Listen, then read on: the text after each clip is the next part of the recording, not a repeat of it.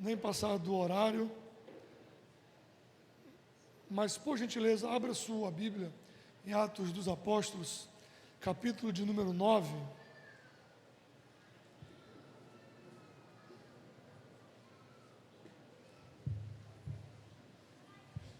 Atos dos Apóstolos, capítulo 9, versículo 10 em diante.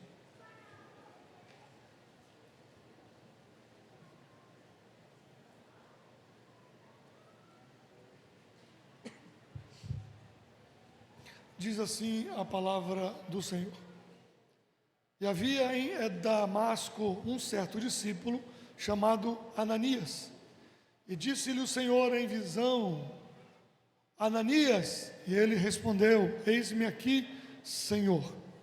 E disse-lhe o Senhor: Levanta-te e vai à rua chamada direita e pergunta em casa de Judas por um homem de Tarso chamado Saulo, pois eis que ele está orando. E numa mesma visão ele viu que entrava um homem chamado Ananias e punha sobre ele a mão para que tornasse a ver. E respondeu Ananias: Senhor, de muitos ouvi acerca deste homem, quantos males tem feito aos seus santos em Jerusalém. E aqui ele tem poder dos principais, dos sacerdotes, para prender todos os que invocaram o teu nome. Disse-lhe, porém, o Senhor: Vai, porque este é para mim o vaso escolhido para levar o meu nome diante dos gentios e dos reis e dos filhos de Israel. E eu lhe mostrarei quanto deve padecer pelo meu nome. E Ananias foi, e entrou na casa, e impondo-lhe as mãos, disse: Irmão Saulo, o Senhor Jesus, que te apareceu no caminho por onde vinhas, me enviou, para que tornes a ver e sejas cheio do Espírito Santo. E logo lhe caíram dos olhos como que umas escamas, e recuperou a vista, e levantando-se foi batizado. Amém? Meus irmãos, nesta noite eu quero trazer uma rápida reflexão sobre alguns elementos surpreendentes da vontade de Deus. Elementos esses que nós podemos perceber ou encontrar nesse texto. Ananias, que, digamos assim, junto com o apóstolo Paulo, é uma personagem central dessa história. Ananias foi um homem real.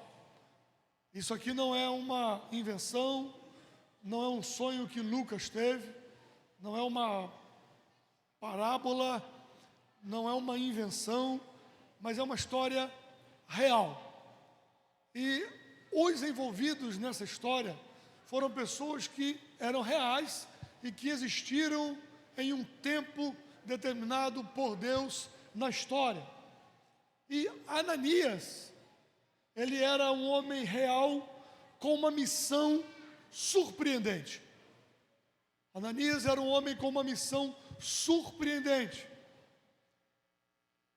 Saulo, você sabe muito bem disso, ele assolava a igreja em Jerusalém.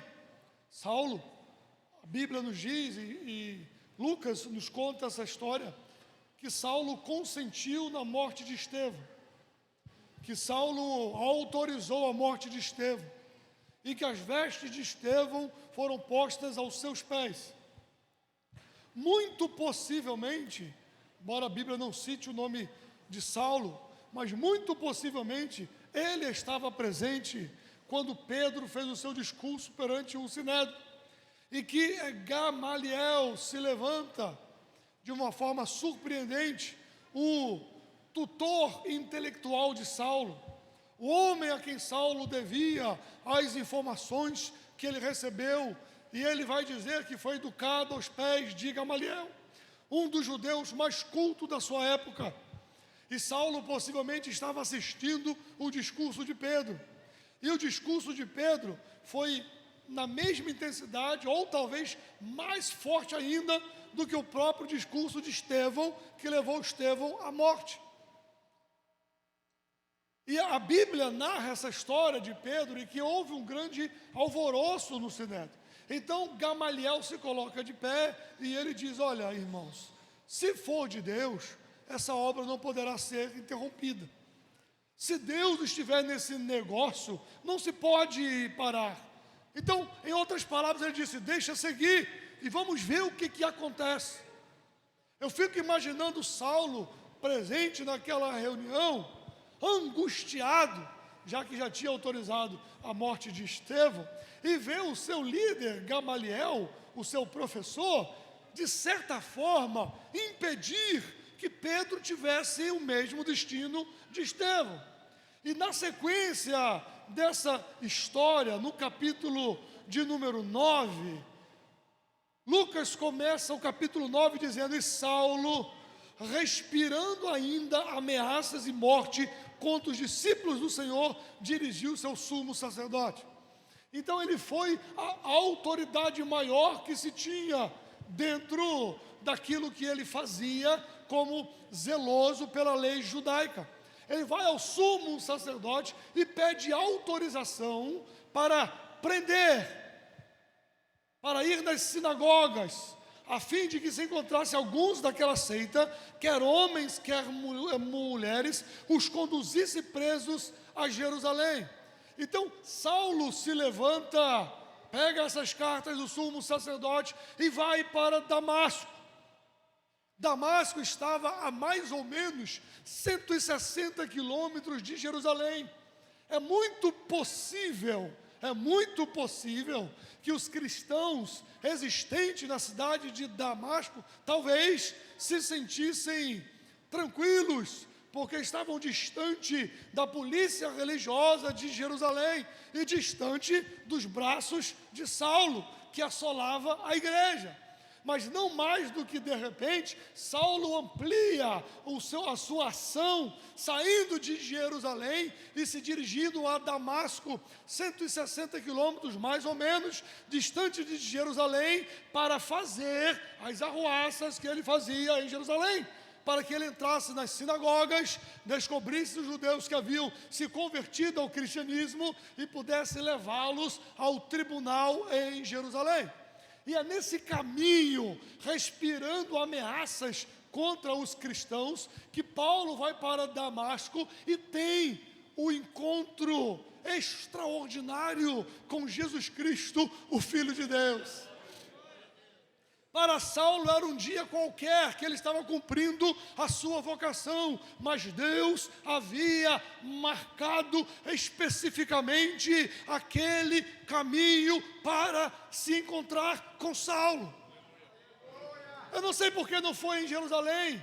Talvez não tenha sido em Jerusalém, porque Saulo tinha que aprender algumas coisas. Talvez não foi em Jerusalém, foi no caminho de Damasco, porque em Damasco havia um homem chamado Ananias. E que este homem chamado Ananias precisava, na soberania de Deus, de ter uma experiência extraordinária com o Todo-Poderoso.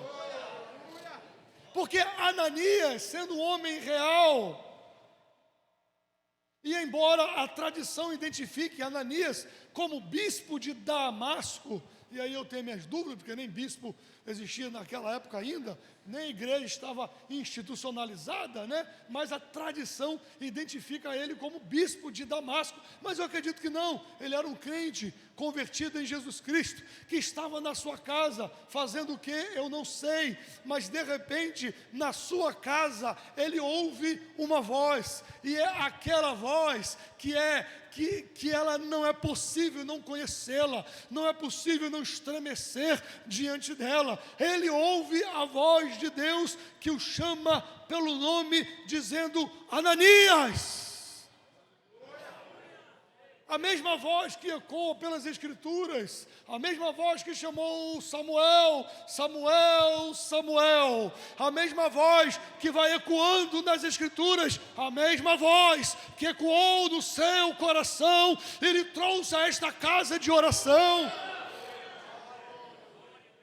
A mesma voz que tem ecoado pelos séculos e dos séculos e tem atraído multidões e multidões e multidões, porque houve o chamado do Salvador. Então, embora a tradição identifique Ananias como bispo de Damasco, eu acredito que não era. Mas Ananias, ele aparece nessa narrativa de Lucas surgindo do nada. Ninguém fala sobre a sua mãe, nem sobre o seu pai, nem sobre esposa se tinha, não fala se tinha filhos, não fala nada da história dele. E Ananias, ele surge uma vez e não aparece mais.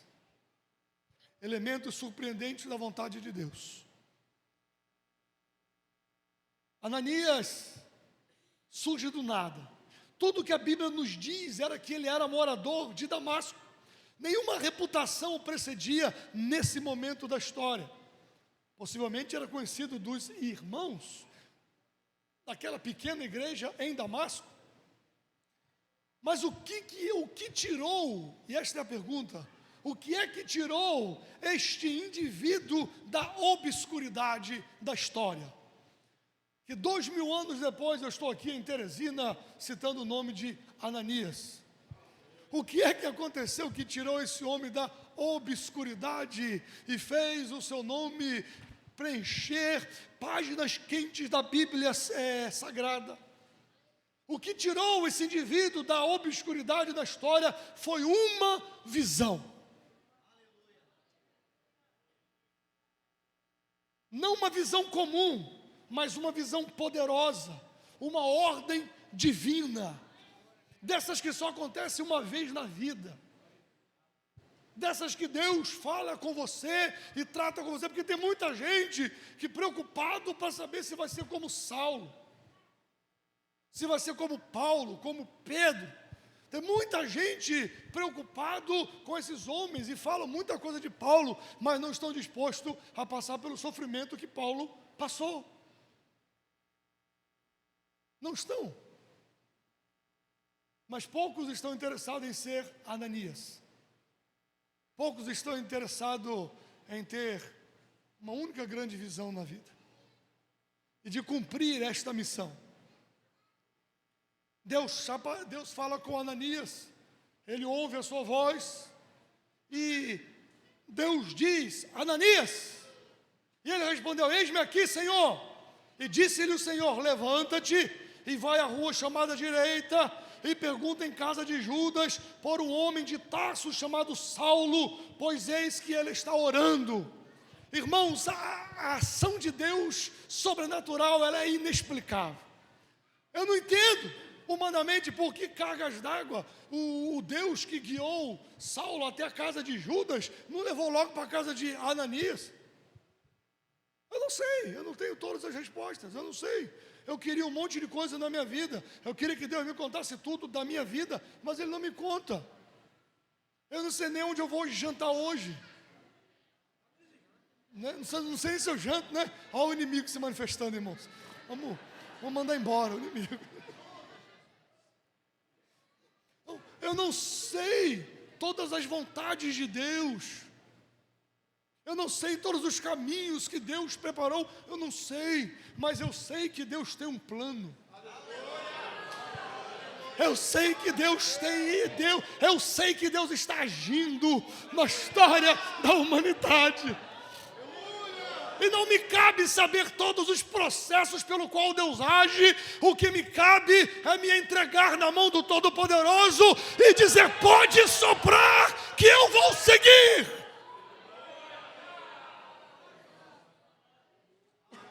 E Deus diz para Ananias: vai na rua direita, procura um certo Judas, que na casa dele tem um homem, o nome dele é Saulo de Tarso. Até aí estava tudo bem, casa de Judas, Deus está falando. Aí quando diz Saulo de Tarso, Ananias deve ter coçado o ouvido assim, ter feito assim, e eu devo estar meio doido. Eu devo estar meio doido. Ananias questiona, né? Ananias questiona, ele fala para Deus, e ele diz: Senhor, peraí, Senhor, a gente está sabendo aqui que esse homem é um terror, e ele chegou aqui para me prender, eu sou um dos tais, que ele deveria levar preso. Digo eu, não Lucas, digo eu, Eduardo. Estão dizendo até que ele está meio cego, tomara que fique. Fossem os crentes hoje, do século XXI, né? Faz uma macumba gospel aí, que ora, faz oração contrária contra o povo. Ainda bem que aquela praga está cego, que fique por lá mesmo. E Deus olha para Ananias e diz: Ananias, vai. Deus não argumenta nem contra-argumenta. Deus diz: vai. Para ganhar Saulo era necessário a obediência de Ananias. Deus mandou Jonas a Nínive. Veio a palavra do Senhor a Jonas, filho de Amitai, e disse para ele: levanta-te, vai à grande cidade de Nínive. Jonas olhou, se levantou e disse: estou fora. Para aquele povo, estou fora. Ele se levanta e vai para a direção oposta. Eu não entendo porque Deus faz essas coisas, mas às vezes Deus deixa você se levantar, ir para a direção contrária, comprar passagem, ter dinheiro para comprar passagem, ter vaga no barco, deixa você entrar, ir para o porão e dormir, e achar que está tudo certo, mas a mão de Deus está lá olhando você. Talvez Jonas, talvez Ananias tenham esquecido do Salmo 139, para onde me ausentarei do teu Espírito?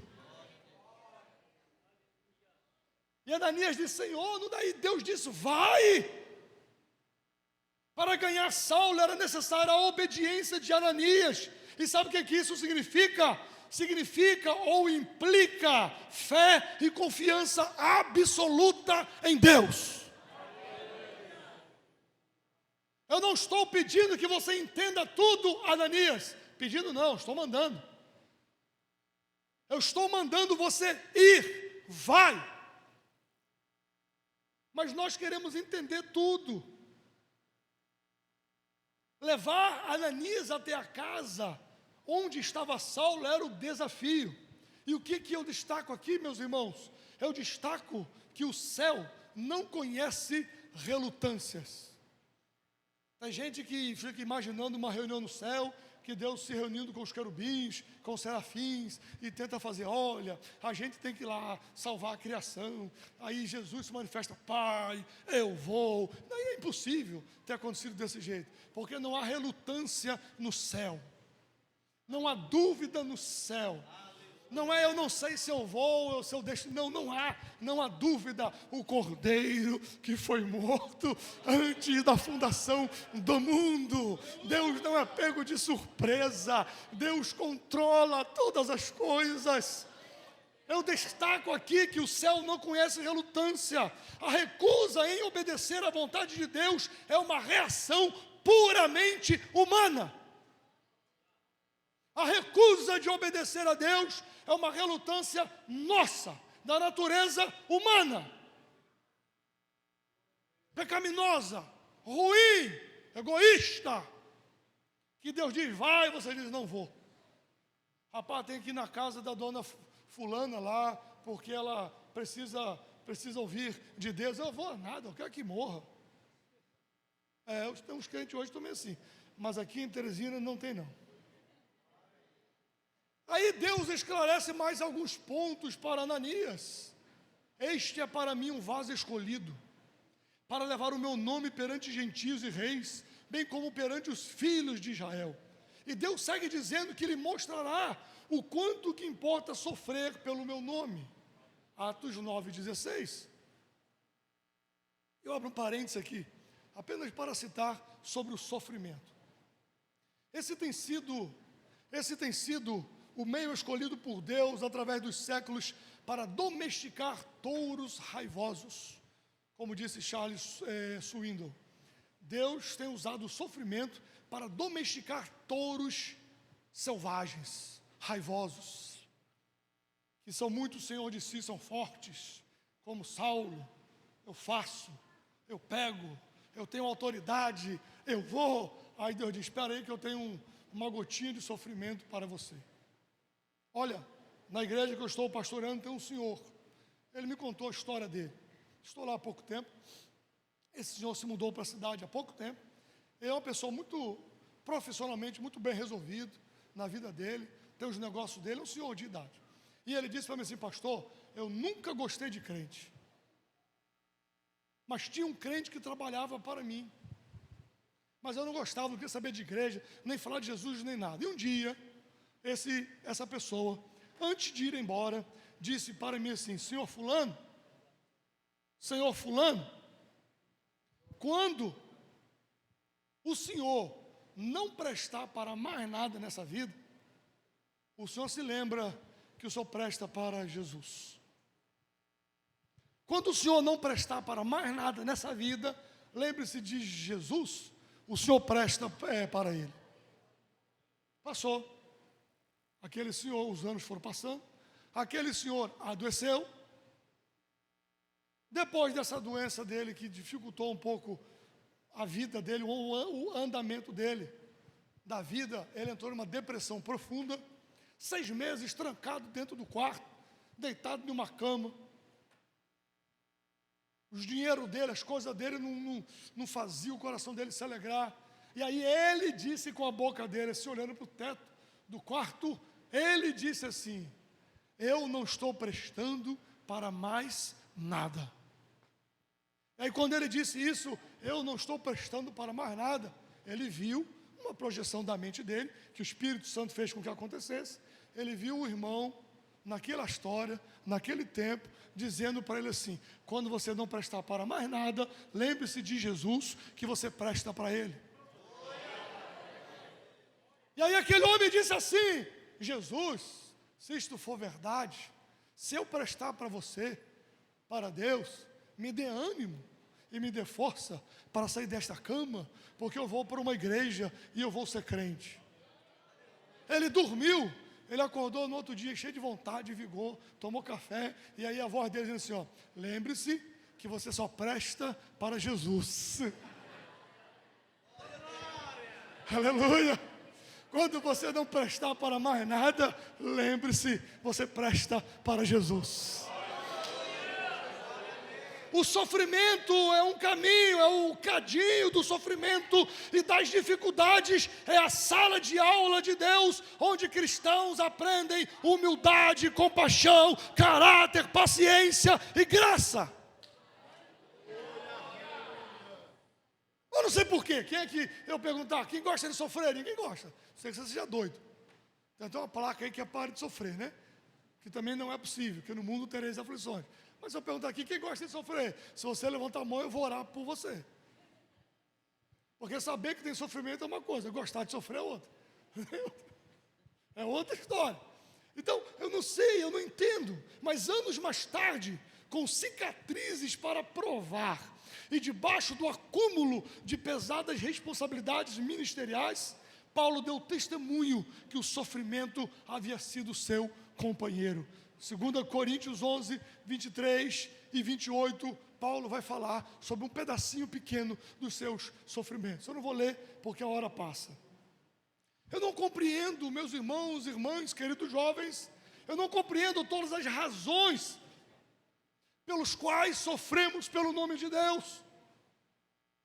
Mas eu estou convencido de que isto é parte do plano soberano de Deus, ao preparar-nos para sermos um cheiro de graça neste mundo violento e desesperado.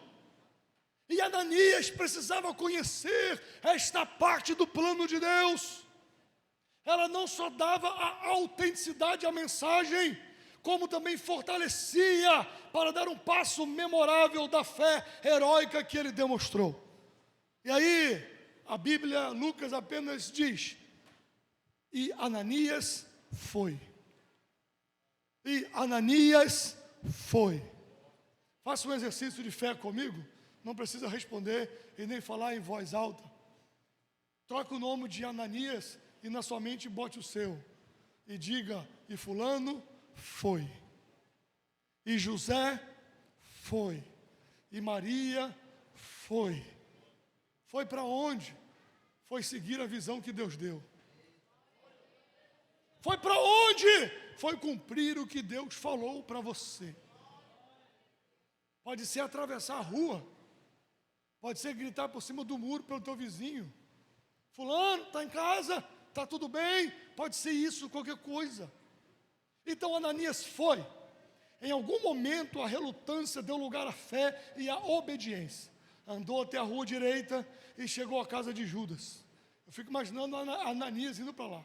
Se fosse eu, né? Eu fico imaginando Ananias indo e chutando pedra. Eu devo estar ficando doido. Será que eu ouvi direito mesmo? Aí eu fico imaginando Ananias chegando na casa de Judas, batendo na porta. Judas abrindo a porta. Não trocavam palavra nenhuma um com o outro. Penso eu. Talvez Judas tenha feito só assim, ó. E Ananias entra, e aí ele tem uma visão extraordinária. O perseguidor, o homem que tinha autoridade para prender, matar e levar cativo, ele estava de joelho, orando, jejuando e cego. Então aquilo quebrou o coração de Ananias, e ele talvez que não entendesse o plano todo de Deus. Ele caminha até Saulo, bota a mão no ombro dele e diz, ele já muda, ele diz, irmão Saulo. Você pode adorar a Jesus nesta noite. Quando você cumpre a visão de Deus, as cenas mudam de uma hora para outra, e se você esperar mudar para você fazer, você nunca vai fazer.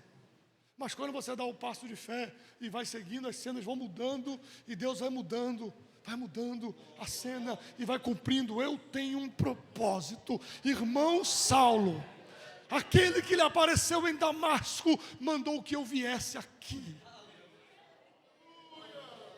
Meus irmãos, poucos na família de Deus gozam de fama e de renome, ou de posição, ou de influência. Igrejas são divididas, empresas são perdidas, porque nem todo mundo entende o seu lugar. Não, eu quero ser o administrador da empresa. Às vezes o pai morre, que abriu as coisas que fez, aí tem um monte de filho, aí os filhos não se acertam, aí disputam a herança, aí aquilo que era o império pujante começa a decair. Às vezes numa igreja, numa congregação, por menor ou por maior que ela seja, quer ser pastor, eu quero ser o líder, eu não vou ser, se eu não for eu vou abrir outra na esquina, mas não se contenta em tocar na orquestra, quer ser o primeiro violino, não consegue ser o segundo violino, não se contenta em não solar o hino, eu só vou se eu solar, se eu não for o solista, eu não vou. Mas não se contenta em fazer parte do back vocal, não se contenta em fazer parte do coral como um todo, mas nem todos Deus chamou para estar na frente da orquestra, nem todos são maestro, mas todos são a orquestra, contribui para a harmonia, para aquilo que Deus quis, chamou e preparou. A maioria são os Ananias do mundo, portadores de recado de Deus, fazendo exatamente o que Deus pediu que fosse feito, precisamente no lugar em que Ele os chamou para estar. E esses Ananias anônimos é que mantêm o corpo funcionando. Você não sabe o nome dele, você não sabe o nome dela, mas ela está nos trens, nos metrô, nos hospitais, nos presídios, nas ruas, está abrindo a igreja, está fechando a igreja, está varrendo a igreja, está carregando cadeira, sai e trabalha o dia inteiro, à noite corre para a igreja. Quem é fulano? Eu não sei, mas é um servo maravilhoso, é uma serva maravilhosa. Está lá, por quê? Porque Deus está vendo. Certa vez eu li uma história real, num livro, contando as histórias das grandes catedrais do mundo e como elas foram construídas. E aí estava lá, no ano que começou, demorou 100 anos, 200 anos, 300 anos. Construtor, anônimo. Projeto, anônimo. Ninguém sabe quem foi, mas elas estão de pé. As grandes catedrais do mundo estão de pé. E nesse livro contava uma história de um carpinteiro, que ele foi chamado, era tudo trabalhado à mão, né? Então mandaram ele fazer um serviço, em uma grande catedral, e ele começou a esculpir um passarinho na madeira. Botou a madeira no telhado e começou a esculpir. Conta essa história nesse livro.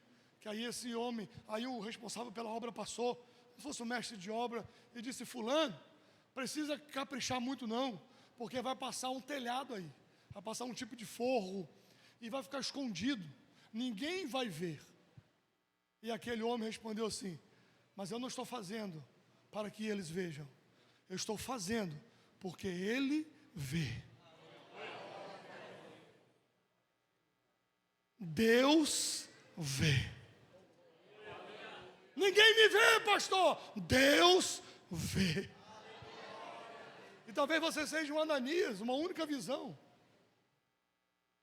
o ministério de uma viagem só, mas que no final daquela caminhada havia um homem chamado Saulo que revolucionaria o mundo. Ananias viu o que ninguém pôde ver, as escamas dos olhos de Paulo caindo. Então, para encerrar, eu só tenho mais 28 minutos. Primeira coisa, para eu fechar essa mensagem: as surpresas sempre fazem parte da orientação de Deus. As surpresas sempre fazem parte da orientação de Deus. No caso de Saulo, a surpresa veio em forma de uma luz do céu, marcando uma transformação em sua vida. Para Ananias, foi uma ordem aparentemente irracional e ilógica. Hebreus 11:8 nos traz uma história que eu fico abismado. Pela fé, Abraão, quando chamado, obedeceu, a fim de ir para um lugar que iria receber por herança, e partiu sem saber para onde ia. A gente usa isso aqui muito para missionários transculturais, mas não é só para transcultural não, é para cada um de nós. A disposição de confiar em Deus. A disposição de confiar em Deus quando vai fazer um concurso, quando vai assumir um emprego, quando vai ter que mudar de cidade, de rua ou de casa, ou assumir um relacionamento. A confiança de que Deus tem o melhor para nós. Tudo que Abraão sabia era que Deus queria que ele mudasse dali. Ele não tinha nenhuma pista sobre o destino final, nada, nenhuma informação sobre a vizinhança, nada, apenas uma ordem: vá. Se você, meu irmão, minha irmã, meu jovem, se você está esperando que Deus preencha todos os espaços em branco para formar um quadro inteiro, você nunca vai dar o primeiro passo da obediência. Porque na maioria das vezes Deus não nos entrega nada pronto. É como se fosse uma porta de shopping, de aeroporto. Você está olhando para ela. Ela está lá, mas ela está fechada. E você pode passar o dia inteiro olhando para ela. Ela não vai abrir. Ela vai ficar fechada. Mas quando você caminha em direção a ela, a porta se abre. Na nossa vida espiritual do mesmo jeito. Você fica esperando acontecer, não vai acontecer nunca. Deus diz: levante-se e vá. Caminhe em direção à porta. Passe por ela, porque se você demorar, ela fecha de novo. E tem gente que nunca conseguiu ver um mundo novo, porque nunca teve a coragem de caminhar em direção àquilo que lhe foi ordenado. Segunda coisa, as surpresas sempre intensificam a nossa necessidade de fé. Quando você enfrentar o elemento da surpresa, da vontade de Deus, você deve engatar a marcha, pisar fundo no acelerador e ir embora. Seguir. Caso contrário, dê meia volta e corra para a direção oposta. Algumas vezes o plano de Deus pode amedrontá-lo. Ou você ficará intimidado com as exigências do plano de Deus. Outras vezes ficará decepcionado. Eu estou trabalhando em um texto, talvez ele vire um livro algum dia, que é sobre Isaías capítulo 20, sobre Jeremias capítulo 20, quando Jeremias disse para Deus: iludiste-me, Senhor. Quando Jeremias está tão desesperado, Está tão pesado de um lado e de outro, da família, dos vizinhos, do chefe da religião, de Pazu, de todo mundo. Jeremias está sendo pisado, massacrado, batido. Jeremias olha para Deus e diz: por que tu me iludiste?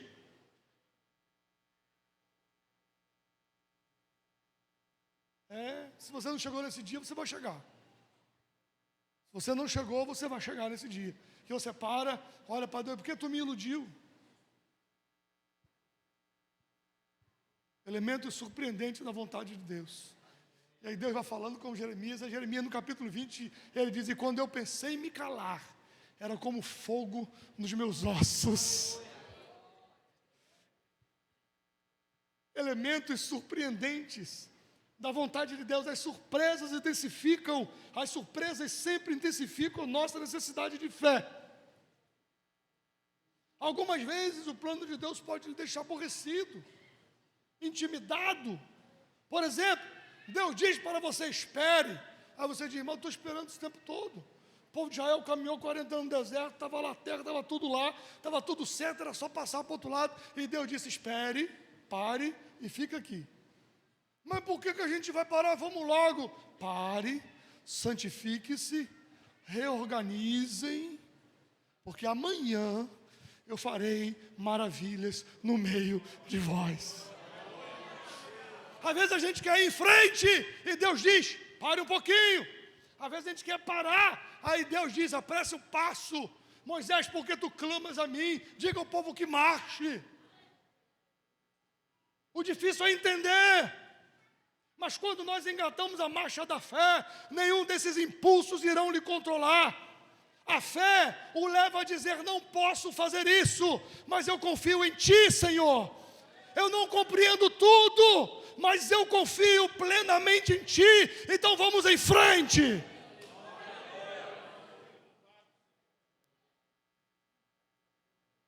Eu poderia passar a noite toda aqui contando histórias e de coisas que eu tenho enfrentado com Deus, a própria igreja que eu estou pastoreando agora.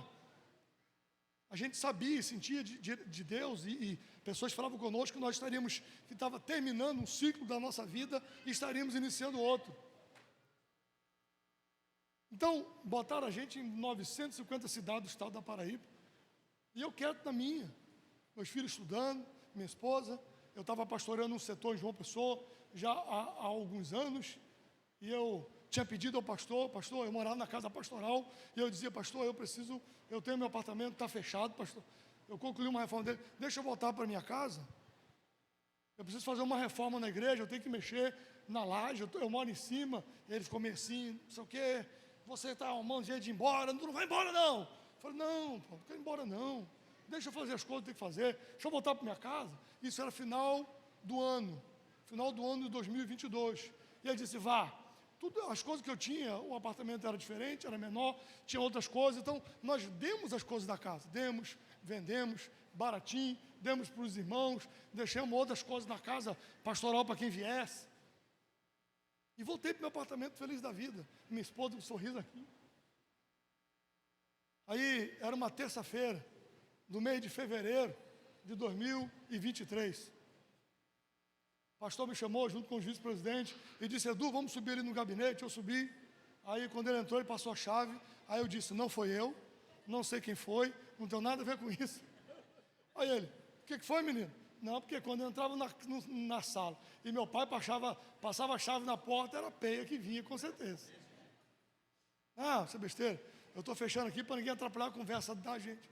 Aí sentaram os presidentes, conversa vai, conversa vem. Aí ele olhou para mim com os olhos cheios d'água e disse: irmão Eduardo, o senhor aceita ser pastor na cidade de Rio Tinto?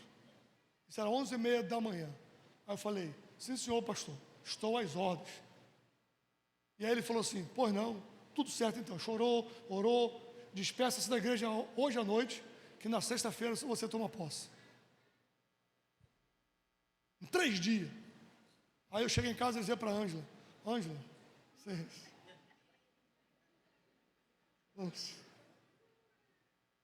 não tem casa pastoral, tem que alugar casa, escola para as crianças, e etc, etc. Falei: Ângela, vamos, Deus mandou a gente ir. Aí ela se levantou, olhou e disse assim, parou um pouquinho, Minha mulher é uma mulher crente. Parou um pouquinho, olhou e disse: vamos embora. Se é para ir, vamos logo. Vamos agora. Se é para ir, vamos agora. Elementos surpreendentes na vontade de Deus.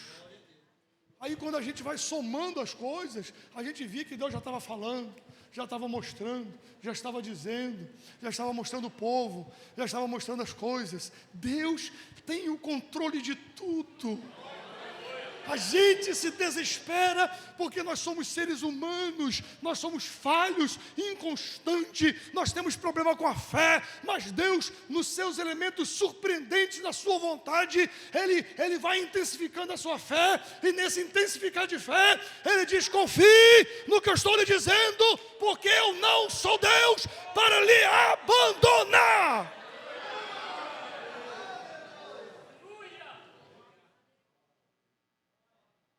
Muitas mudanças na nossa vida não são mudanças geográficas, são mudanças de coração, de disposição interna, de mente, de sentimentos.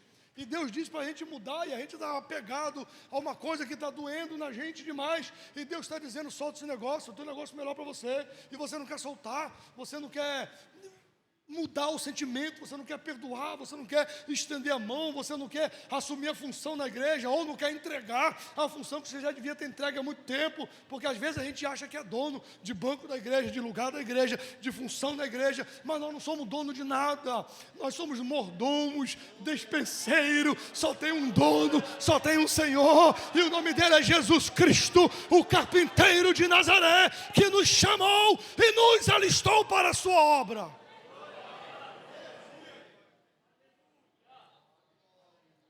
Dar um passo de fé sempre traz esclarecimento do plano de Deus.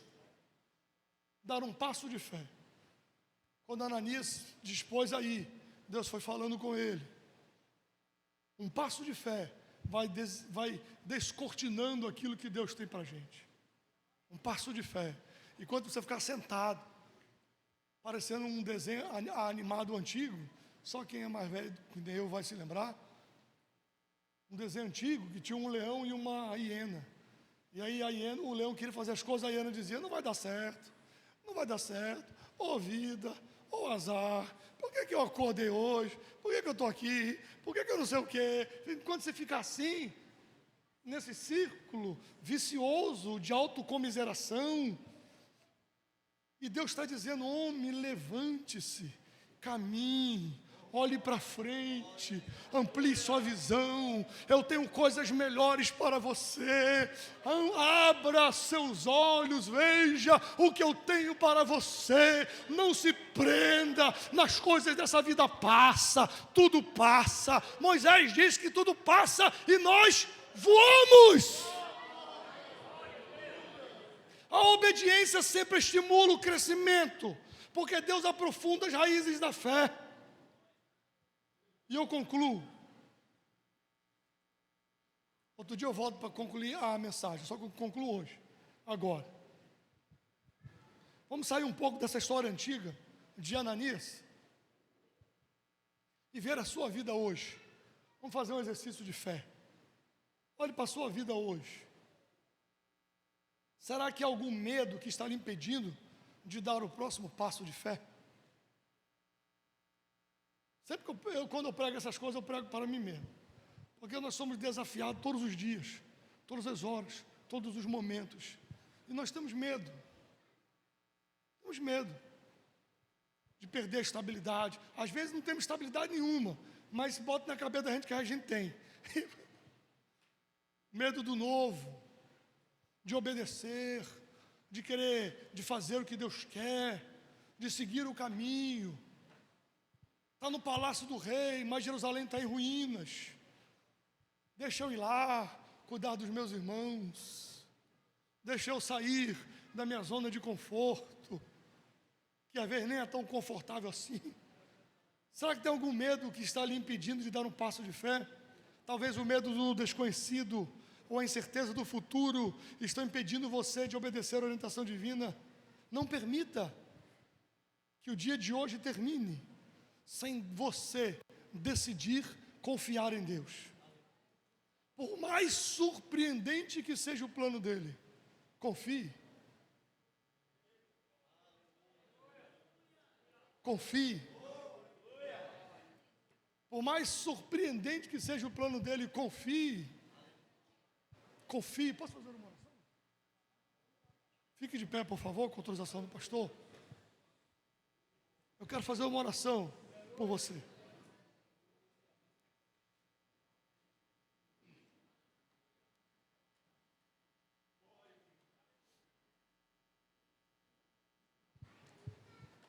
Eu quero que você feche os seus olhos. Vamos fazer um exercício de fé. Tente olhar com os olhos da alma para dentro da sua alma. Tente contemplar os seus medos.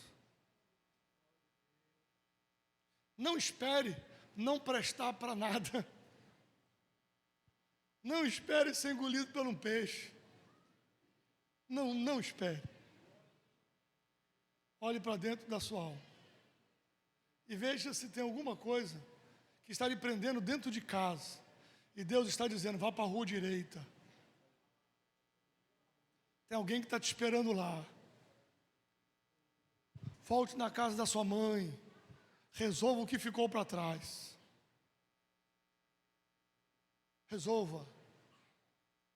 Um outro ciclo da vida precisa iniciar. Mas para esse novo ciclo se iniciar, esse precisa se encerrar.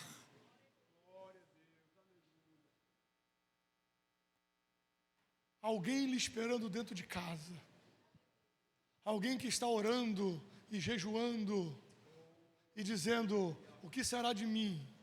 E você está lá na sua casa dizendo também, o que será de mim? Então esses dois, o que será de mim, precisam se encontrar. É a vontade surpreendente de Deus.